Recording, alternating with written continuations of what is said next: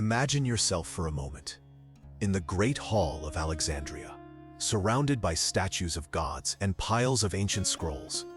There, a dark-haired child watches with wide eyes as a family unlike any other king of Egypt, the Ptolemaic dynasty. And it is this incredible story that we are going to unravel now. So if you are passionate about discoveries from the past, subscribe to the channel, like it, and comment on which mystery of antiquity you would like us to explore next. The Ptolemaic family began to rule after the death of Alexander the Great in 323 BC. When his empire was divided, Ptolemy I, one of his most loyal generals, inherited the prosperous Egypt. Think of him as an adventurer who, instead of seeking new territories, decided to transform Alexandria into a beacon of culture and power. From his early years, Ptolemy I founded libraries and museums, bringing together scholars from all over the world. He spoke Greek, but learned words in Egyptian to show respect for the local people, a detail that made the locals feel represented. As generations passed, each new Ptolemaic kept the Greek heritage alive, but also embraced Egyptian religion and customs. Imagine a court where parties combined pharaonic dances with Olympian-inspired banquets. This unique blend solidified a kingdom that stood apart from Rome, Athens, and even Sparta. Queens and kings learned to read hieroglyphics alongside the Greek alphabet. They celebrated Isis with the same fervor with which they revered Athena. It was a true cultural melting pot. And it is in this fascinating scenario of cultural exchanges, political alliances, and majestic temples that the figure we all know enters the scene, Cleopatra VII. But before we reveal how she was born and stood out in this hybrid empire, let's better understand the environment in which she grew up and discover why the Ptolemaic dynasty was much more than just descendants of Alexander. Now imagine a stage where two titans eye each other with suspicion. The Egypt of the Ptolemies, rich in grain, gold, and knowledge, and the Roman Republic, which spanned entire cities and disciplined formidable armies. Down in the Nile Valley, Ptolemaic rulers were waging palace intrigues, while across the Mediterranean, Roman senators were plotting their own political futures. In Egypt, each temple was also a center of economic power. The priests of Isis and Osiris controlled vast lands and crops that supported armies and monumental buildings. Imagine messengers crossing deserts and caravans laden with green papyrus, carrying riches for Alexander and his heirs. But inside the palace of Alexandria, the lavish parties hid hissing. Alliances were sealed with marriages, and betrayals were planned in shadowy corridors. Meanwhile, Rome was experiencing its own storm. Cadiz, Sicily, and even Asia Minor were paying tribute to glory-hungry senators. Civil wars and struggles between generals like Sulla and Pompey showed that Roman power was won by sword and senate. And inevitably, their ships began to cross the Mediterranean towards the great Egyptian river. This tension served as a backdrop for Cleopatra. Her people saw Rome as a powerful ally, but also a threat to their independence. Would the Egyptians accept having their gods watched over by a foreign senate? Or would they increase the importation of Greek culture to protect themselves?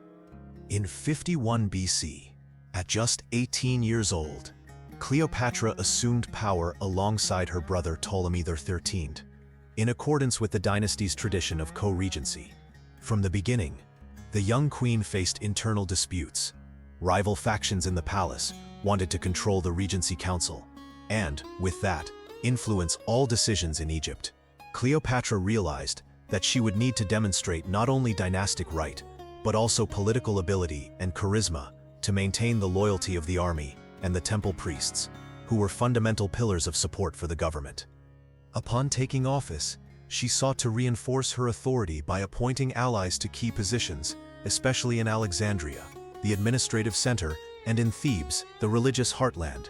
At the same time, she sent diplomats to Rome to sign trade and security agreements, reducing the risk of external intervention.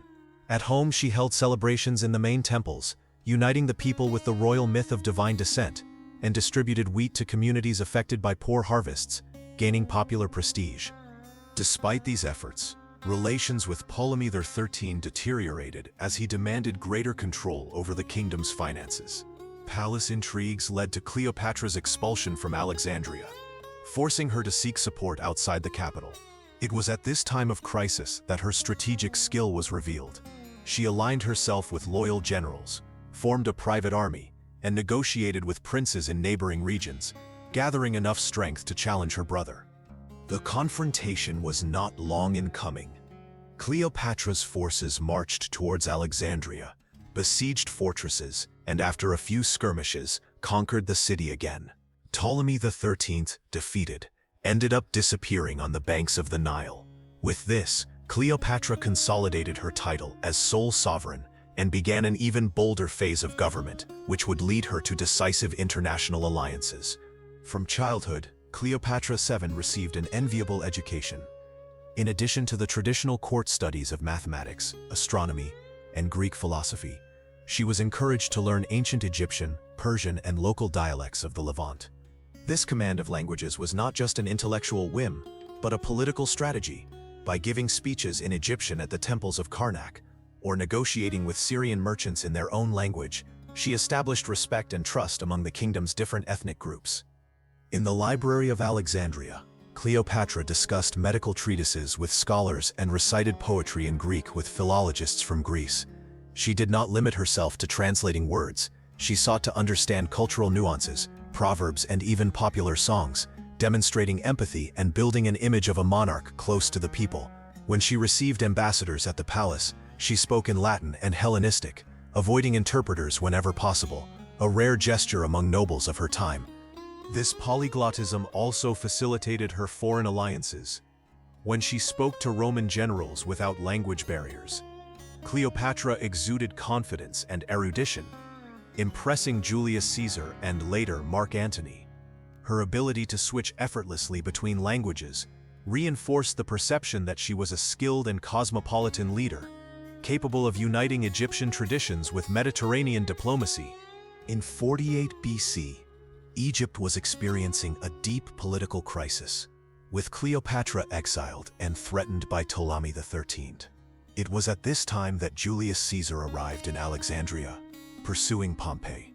Seizing the opportunity, Cleopatra arranged a secret meeting. Wrapped in a carpet, or, as some sources say, a sleeping bag, she was taken to where Caesar was staying. As she unrolled herself before him, she made it clear that she was not just looking for refuge, but a partner to reclaim her throne. Caesar, impressed by the queen's courage and intelligence, decided to intervene. With the support of his legions, he fought against Ptolemy XIII and his generals in battle, ensuring Cleopatra's victory. This feat not only restored the young woman to power, but also made her an ally of Rome. In exchange, she granted the Romans exclusive trading rights and allowed their ships to use Egyptian ports, agreements that strengthened the empire's wheat supply. Politically, the alliance was cemented when Cleopatra visited Caesar in Rome. Although her presence caused discomfort in noble circles, she went down in history as the only foreign woman to attend official meetings and banquets in the heart of the Republic. This closeness gave her prestige and guaranteed that Rome would not support attempts to depose her again. In mid-47 BC, a few months after Cleopatra and Caesar's victory in Alexandria, Ptolemy XV was born, whom history knows as Caesarion. From his first cry, he represented much more than a new heir. He was living proof of the alliance between the Egyptian throne and the Roman dictator. Cleopatra made sure that the birth took place safely, in palaces decorated with symbols of Isis, reinforcing the idea that her son was both a descendant of the gods and heir to Rome. Soon after his birth, Caesarion was presented to the people in public ceremonies, draped in golden robes, as co-regent alongside his mother, an unprecedented gesture for a child of such a young age. The queen made it clear that he would be the legitimate successor to both empires, granting him pharaonic titles and Roman prerogatives. This combination of religious and political prestige increased his respect at home, but it also aroused suspicion in Rome, where many saw the boy as a threat to the Republican order. While Cleopatra celebrated Caesarion's every smile in the luxurious palace of Alexandria, the international stage became increasingly tense. When Cleopatra was restored to the throne with Caesar's support, her brother Ptolemy XIII felt dispossessed and plotted to regain power. He gathered around him the court eunuchs and high priests who saw the young queen as a threat to dynastic traditions. These advisors convinced him that Roman interference would only weaken Egypt, and Ptolemy declared Cleopatra an enemy of the kingdom. To counter this internal uprising, Cleopatra mobilized loyal generals, among them Ganymede and Aristobulus, and recruited Greek and Nubian mercenaries. She based herself in the city of Pelusium, at the eastern mouth of the Nile, a strategic point that controlled access to grain routes and offered natural protection against sudden attacks. Meanwhile, Ptolemy XIII, urged on by his ministers, took advantage of Caesar's absence and laid siege to Alexandria, isolating Cleopatra and her supporters within the palace. The siege quickly turned into urban warfare. The city walls were attacked by catapults, and temples that had once been sanctuaries became makeshift fortresses.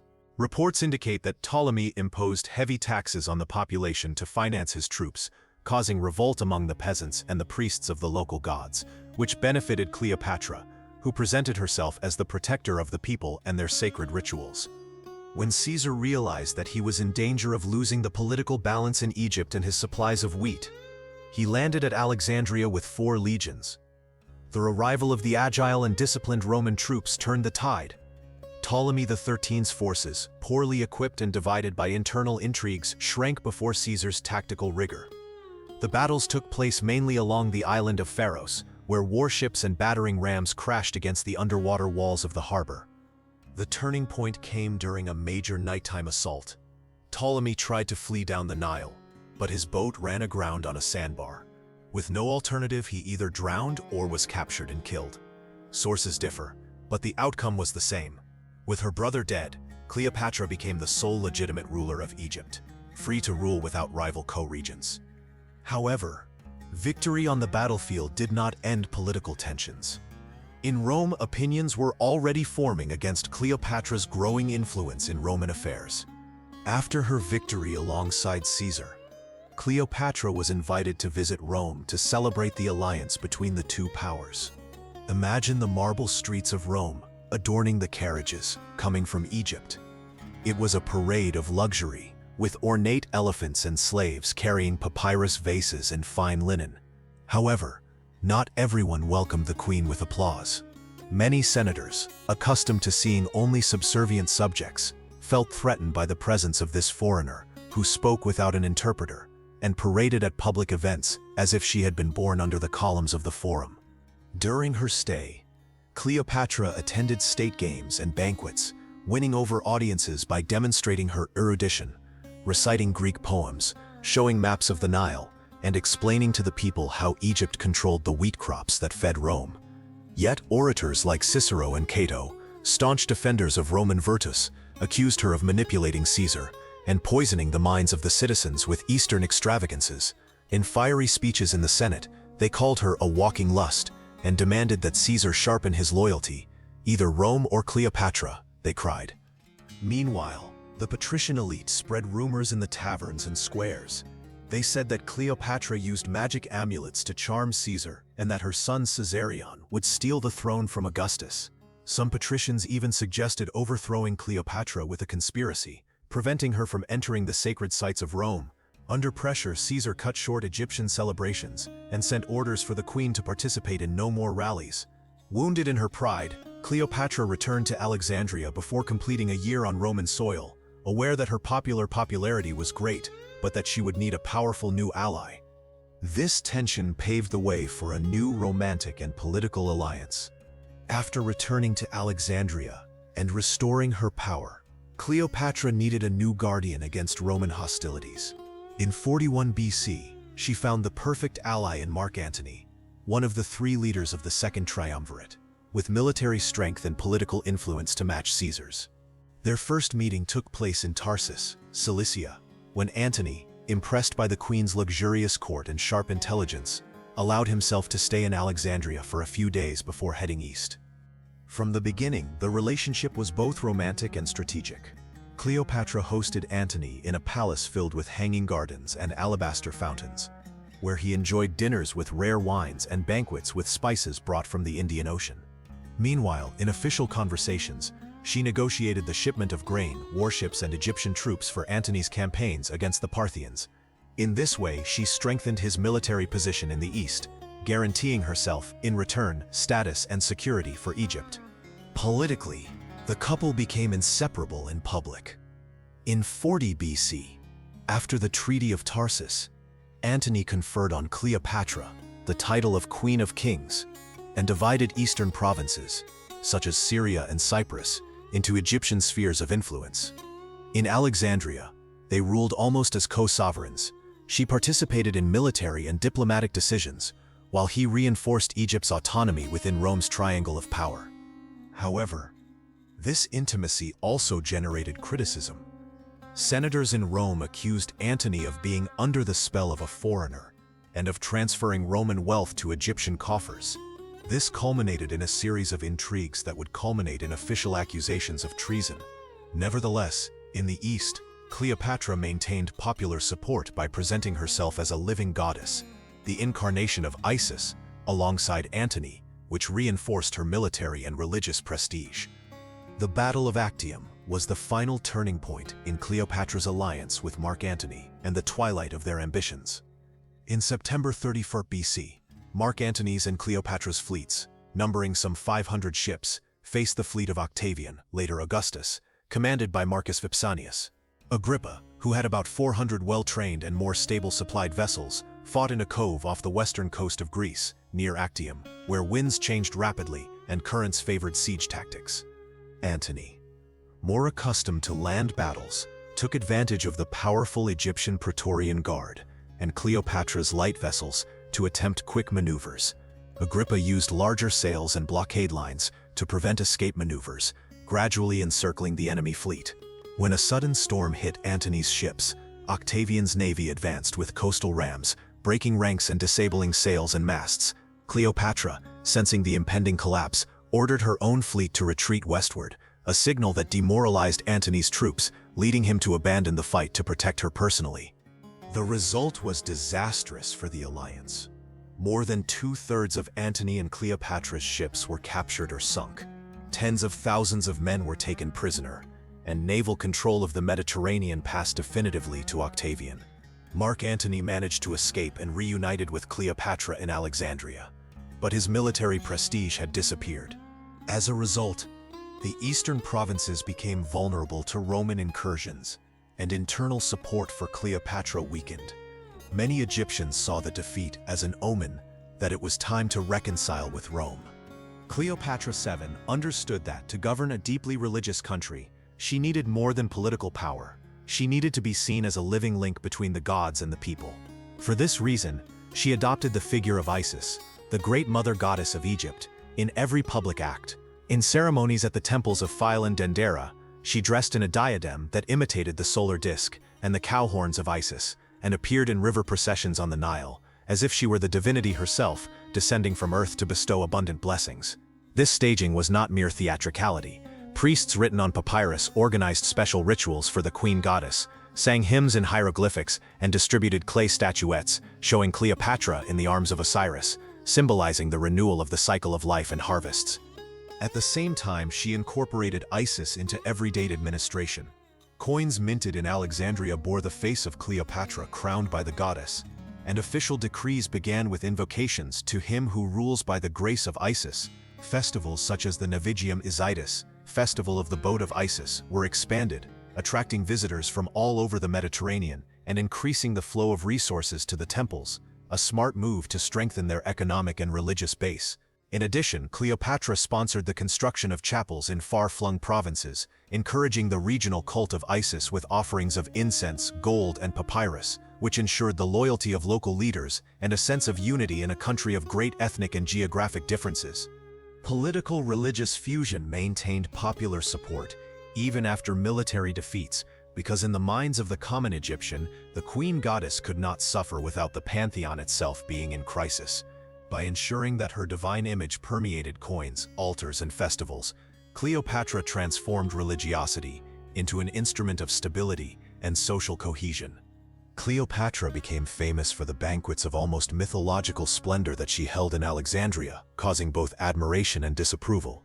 Reports tell of her hosting dinners where the tables were veritable altars, finely carved gold cutlery, crystal goblets blown by Phoenician artisans, and dishes brought from the Indies, lobsters, exotic pheasants, dates covered in honey and pepper, all washed down with spiced wines. On one occasion, she is said to have poured a pearl of great value into a glass of wine just to prove her unlimited wealth, impressing Julius Caesar and shocking part of the Roman nobility. These spectacles were photographed in the memoirs of travelers and chroniclers, who then spread rumors in Mediterranean cafes. For many Romans, Cleopatra was nothing more than a destroyer of fortunes, diverting Roman tribute to finance her oriental luxury. From the Egyptian perspective, however, the festivities were celebrations of the annual revival of the Nile floods and the prosperity that would come from them. Far more than mere hedonism, they were rituals that reinforced the bond between the queen and the forces of nature. Criticisms of excess also echoed internally. Farmers and merchants, forced to contribute large quantities of gold and grain to the celebrations, complained about the burden of taxation. Lesser priests, who could not rival the grandeur of the royal temples, saw their own incomes diminish, fomenting intrigue. Cleopatra, then, had to balance the spectacle with popular measures, such as distributing part of the profits from the banquets as donations to the poor and financing irrigation works to ensure future crops, demonstrating that her luxury was, ultimately, invested in the security and divine image of Egypt. Despite the controversy, these grand scenes helped shape the legend of the seductive and powerful queen, a myth that would span centuries. In August 30 BC, after the defeat at Actium and the political defeat of Mark Antony, Cleopatra found herself surrounded by Octavian's forces. When Mark Antony received the false news that she had died, he took his own life with his sword. Upon finding her lover's body again, Cleopatra decided that she would no longer bow down to the new emperor of Rome. Differing accounts give two possible methods of suicide. Some speak of the famous aspi, the serpent that silently nestled itself close to her breasts, injecting its venom quickly. Others suggest the use of a poisonous ointment applied to a hidden dagger. Whatever the truth, the queen preferred the end to the humiliation of being paraded in triumph through the streets of Rome. Before she died, she sent specific orders that Caesarion, her son, should be proclaimed pharaoh and protected by her most trusted allies. But the young Ptolemy XV could not resist Octavian's maneuvers and was executed shortly thereafter. Cleopatra's death marked the end of the Ptolemaic dynasty and the annexation of Egypt into the newly formed Roman Empire. Yet her legacy has transcended the centuries. She has become a symbol of feminine resilience, political intelligence, and calculated seduction. Ancient poets and historians celebrated her as the archetypal tragic queen, while Renaissance artists and modern filmmakers have revived her colors, jewels, and drama on screen and stage. Over the centuries, Cleopatra VII became a muse for artists and writers who reinterpreted her figure according to the trends and ideals of each era. During the Renaissance, painters such as Parmigianino and John Bologna portrayed her with idealized features, emphasizing her splendor and exoticism, often incorporating classical Roman elements to link her image to the myth of Greek goddesses. These works reinforced the idea of Cleopatra as a divine queen and not just a historical figure. In literature, Shakespeare immortalized her passion for Mark Antony in Antony and Cleopatra, a play written in the late 16th century, in which the queen is described as a woman of sharp intelligence and intense emotions. The text dramatizes her dialogues in Alexandria and Egypt, contrasting Eastern opulence with the rigidity of the Roman world and reinforcing the tension between duty and desire. Centuries later, modernist writers such as H.D. Hilda Doolittle revisited her story in poems that explore feminist symbolism, seeing in Cleopatra a precursor of female self-expression and sexual autonomy. In cinema, the most iconic portrayal came in 1963, when Elizabeth Taylor portrayed the queen in the epic Cleopatra. With a lavish wardrobe, including more than 1,000 costumes designed by Rennie, and locations ranging from the royal palaces to the Sahara Desert, the film reached legendary proportions. The portrayal emphasized both Cleopatra's sensual power and her political cunning, influencing generations of viewers to see her as a symbol of feminine strength and determination. More recently, independent productions and TV series have sought a more accurate historical vision, consulting archaeologists and historians to portray a multi-layered Cleopatra, leader, military strategist, and manager of a multicultural empire. These reinterpretations not only perpetuate her legend, but also reflect how different societies see themselves through her story, sometimes as an oriental seductress, sometimes as a wise sovereign, sometimes as a martyr to a tragic destiny. Cleopatra VII, transcends ancient history to become a powerful icon in contemporary struggles for female equality and representation. Her legacy manifests itself in several ways. Inspiration from feminist movements. In recent decades, activists have looked to Cleopatra as an example of a woman who single-handedly ruled a great empire, negotiated with world leaders, and maintained her dominance even in the midst of war. Women's empowerment organizations have used her name at conferences and campaigns. Project Cleopatra, for example, encourages young women to take leadership roles in politics and academia. Symbol of sexual and intellectual autonomy. By refusing to be just a beautiful seductress, Cleopatra demonstrated great erudition, diplomacy, and military courage. Modern authors and filmmakers highlight this facet, transforming her image from an exotic fetish into a reference to a complex woman with her own desires and ambitions. In universities and museums, lectures on polyglot Cleopatra or strategic Cleopatra increasingly attract audiences interested in gender narratives. References in fashion and pop culture. Designers incorporate Egyptian features, such as lotus leaf necklaces, elongated eye makeup, and diadems, into collections that pay homage to the queen. Music videos and pop artists use the name Cleopatra in songs to evoke power, mystery, and sensuality. In streaming series, characters inspired by her appear as charismatic leaders of fictional nations. Educational and tourist legacy. History schools structure modules dedicated to the study of their government, highlighting its financial administration, diplomacy, and cultural policies. In Egypt, tourist routes in Alexandria include interactive visits to sites linked to the Ptolemaic dynasty and historical reconstruction theaters, allowing visitors to live a day in Cleopatra's palace. Reflection on power and identity. Cleopatra's trajectory also invites us to reflect on how gender and ethnic origin shape the perception of authority. Researchers point out that although she was seen as a foreigner in Rome, she used this difference to construct her narratives as a transcultural ruler, uniting the Greek, Egyptian, and Roman in her reign. For more than 2 millennia, Cleopatra has remained alive in the collective imagination, sometimes celebrated for her intelligence, sometimes mythologized for her charm. Today, she inspires women to claim their place in every field, from politics to science, from the arts to entrepreneurship. If you liked this story, give it a like and subscribe to the channel so you don't miss any stories about empowered queens.